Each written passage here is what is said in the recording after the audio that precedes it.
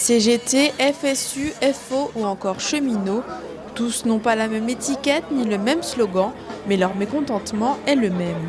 On manifeste contre ce projet de réforme des retraites.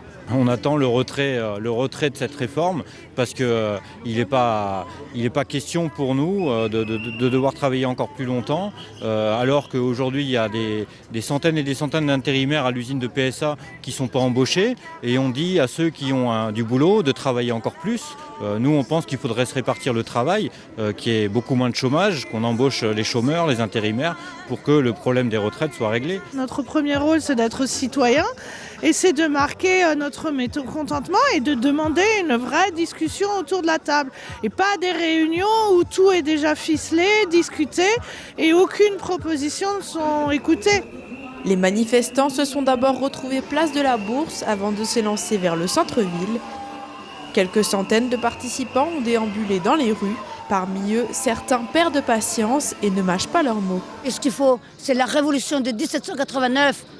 Macron en prison, Brigitte au boulot. C'est pas un peu radical quand même comme... C'est radical, mais il n'y a que comme ça que les gens bougent. Dans le cortège, ça bougeait justement sur cette parodie du titre « À cause des garçons ». On crierait pollution à cause de Macron. C'est pour ça que j'ai des petits gants jaunes pour signifier en fait la double vie de travail des femmes. C'est elles qui vont en fait le plus souffrir de cette réforme, puisqu'elles ont les plus petits salaires, et comme la pension va être calculée en fonction du salaire, forcément leurs pensions vont être plus faibles de 20% que celles des hommes. Alors que cette 7e journée de grève et manifestation contre la réforme des retraites s'achève, une autre est déjà prévue pour mercredi prochain.